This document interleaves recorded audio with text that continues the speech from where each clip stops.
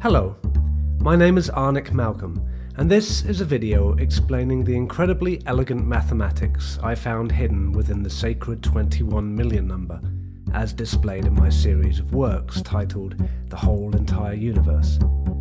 I sincerely hope that it can astonish you the way it has astonished me in such a profound way. Even if you're not into numbers, there is a simple beauty to it that is undeniable. My original idea was to create an artwork showing 21 million of something, so that people, including myself, could actually see what 21 million looked like. I mentioned this to my wife Una, and she responded with, "A cube of 21 million beads." I loved this idea, as it both used the solid cube form so common in Bitcoin, and also the bead, which was one of the very first methods of exchange. So I started putting it to practice. Clearly 21 million was not a number that would cleanly fit into a cube. Its cube root is in fact 275.8924176, impractical for a neat sculpture, so I thought I could round it up to the nearest whole number, 276, and take away the surplus. 276 cubed is 21,024,576. So, to make a cube of exactly 21 million, I would make a cube 276 beads high, wide and deep, and remove the remaining 24,576. As it is a cube we're dealing with, I thought it would be most symmetrically pleasing to remove the same amount from each of the 6 sides, which would only be possible if 24,576 were divisible by 6. To my very great delight, 24,576 divided by 6 yielded exactly 4,096. At this point, I started getting quietly excited, as I felt I recognised that number. Okay, so we can remove 4,096 beads from each of the 6 faces of the cube to give us exactly 21 million beads. Very cool indeed.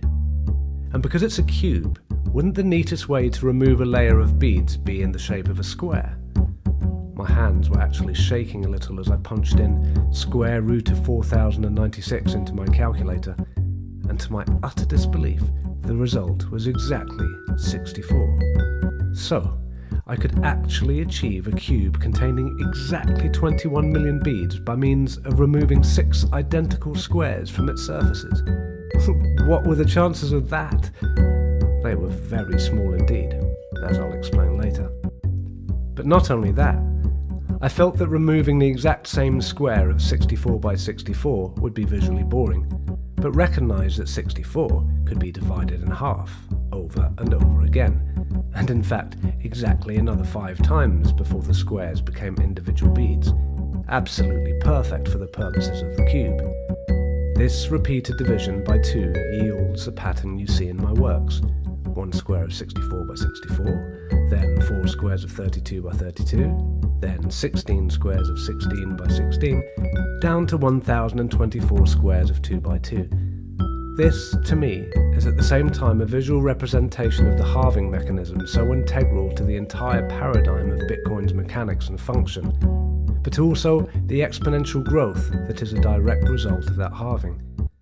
To me, it is a still life of Bitcoin itself, the most literal depiction of it that could be created, and in such an incredibly elegant manner.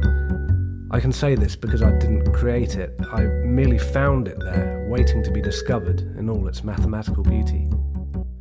One could say that you can find mathematical patterns anywhere if you look hard enough. And after having discovered this, I looked very hard to see how common this pattern is, allowing for the same power of 2 halving pattern with a clean, round number like 21 million. It turns out that this is the smallest number with which it is possible. The next smallest is 1.344 billion, after which it shoots into the trillions and quadrillions.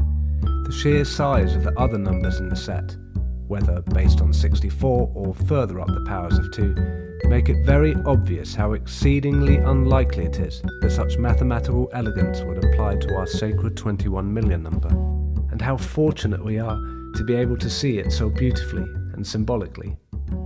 Also of note, look, there are 21 squares on that image. My name is Anik Malcolm. I hope you've derived some of the pleasure that I have from this presentation. And who knows, maybe you can see a further pattern within that I had missed.